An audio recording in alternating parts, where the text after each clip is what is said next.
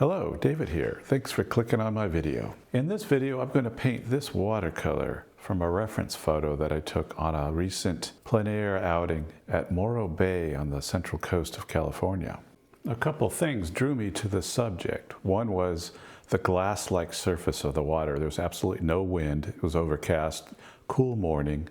And then that red boat on the left-hand side. And I can't pass up the opportunity to put in some verticals. So those masts on the sailboats work perfectly for that. I like to start out with a charcoal sketch. It helps me solidify the composition. And the composition in this case is circular. It's sort of a loose circle. It allows the eye to travel around between the boat, the background, the boats on the right, and then the foreground foliage.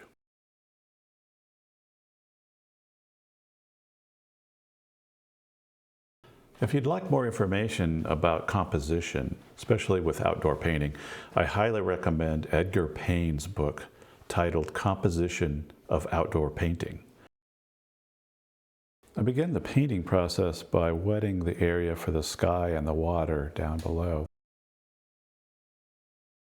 This is a 22 by 15 inch, 300-pound Arches cold press watercolor paper.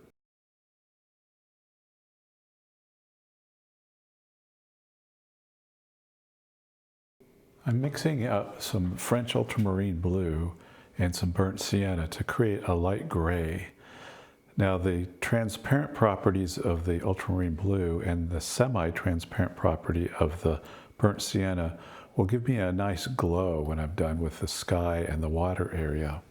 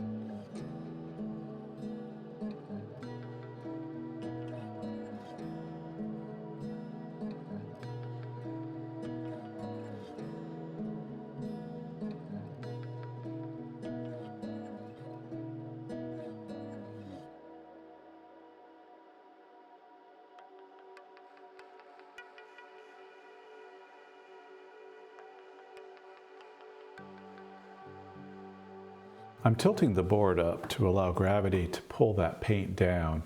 I want a very thin wash and very few marks. I want it as clear as possible.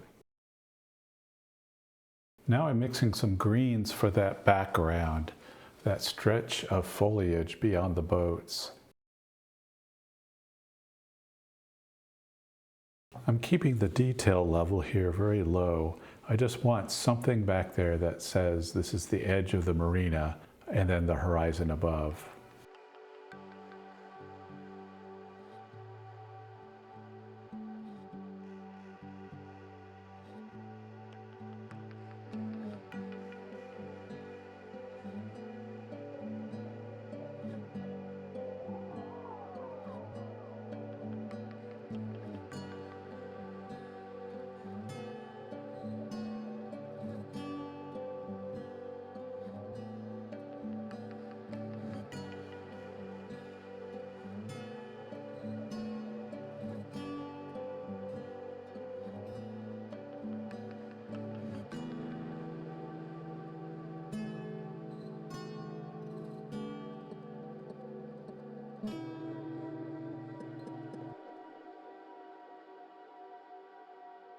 I use subtle warm and cool hue variations as I move across the paper. As you can see on the left-hand side there, I have some bleeding going on, some blooms. And that's fine. Something like this that's fairly loose, I don't mind that. In fact, it sort of looks like a grove of trees or something like that in the distance. What becomes a problem is if I try to go in and fix it. It just says, hey, look, here's a problem someone tried to fix, rather than just being a natural part of the painting.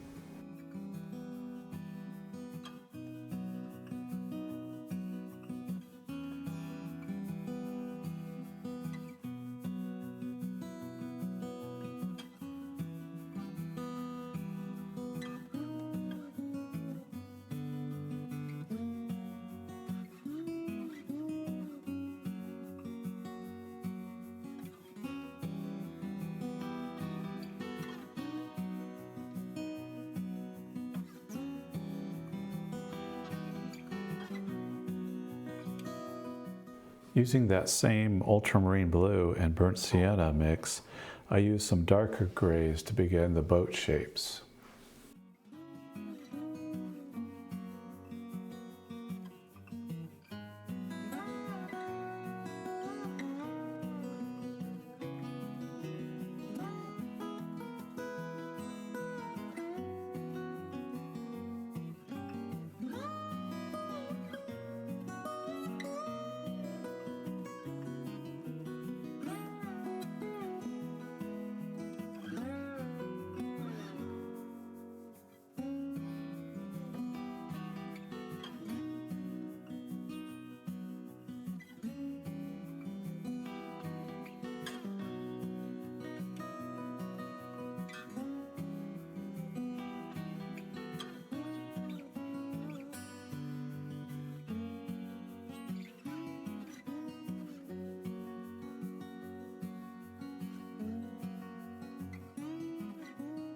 I'm striving for what I call selective specificity.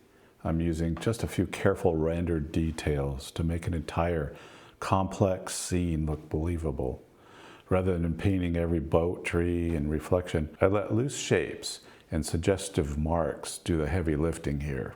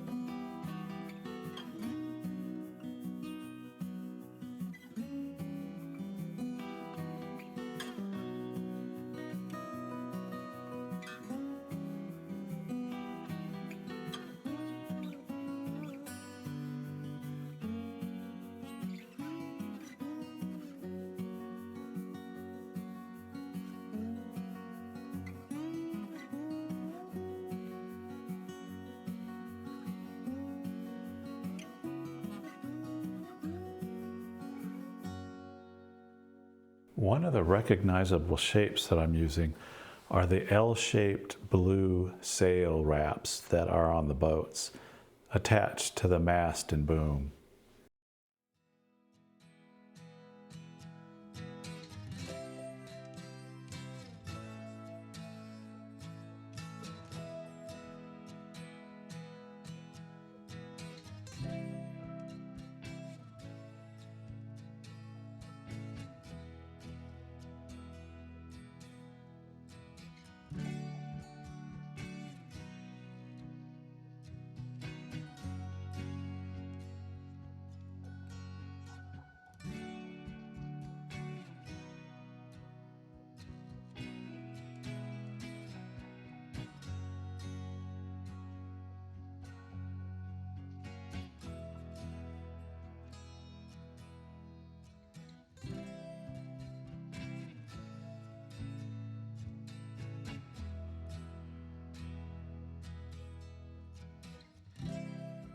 Using the Quinacridone rose and the cobalt blue, I mix up some red for that red boat on the left, the main boat for the picture. I think it's a little too bright, so later I'm going to come in and wash over it with some darker pigment.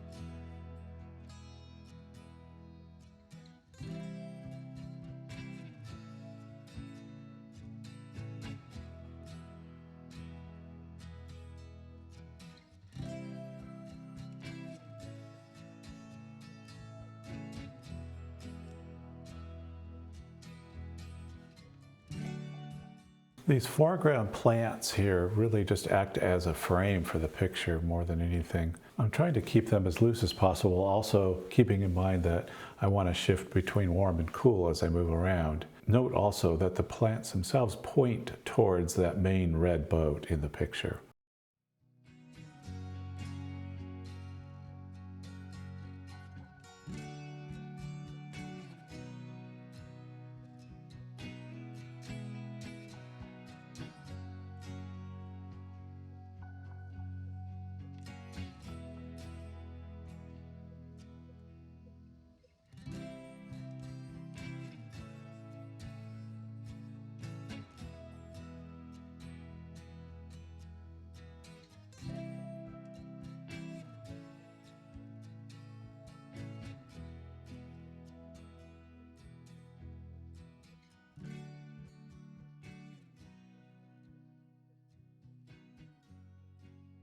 Here again are one of those sail covers, which acts nicely as a shape to break up that white expanse of the side of the main boat.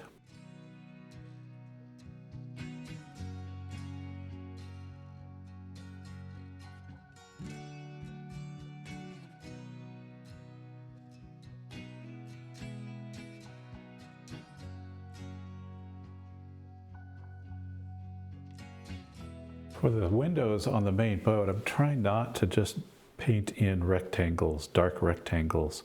Rather, each window is sort of like its own abstract painting.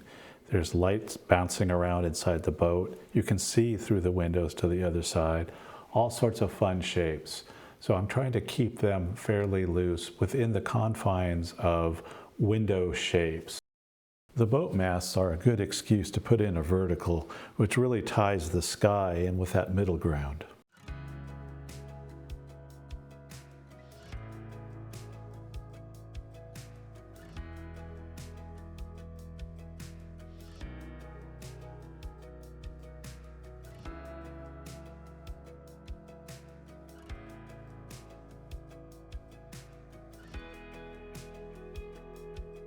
Then putting on a few birds acts as a punctuation mark for the painting.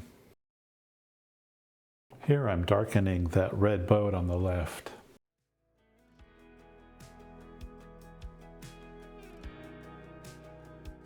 Another recognizable shape are the backs of the boats. They're sort of a U-shaped white plane, and I'm lifting out some paint to accentuate that.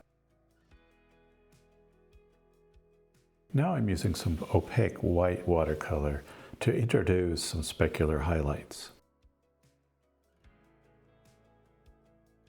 Now I'm going to sign this one off and we'll take a look at the painting. As I said earlier, I tried to put in some shapes that were recognizable, such as the backs of the boats. I put detail in where it was necessary and left areas abstract that weren't. So the mind sees these shapes as parts of boats, and then everything else kind of falls into place. I think I accomplished what I wanted to do, and that's to portray the feeling I had when I was there at the Marina, the early morning light, the stillness of the water, and the wonderful boat shapes. I thank you so much for watching, and we'll catch you on the next one.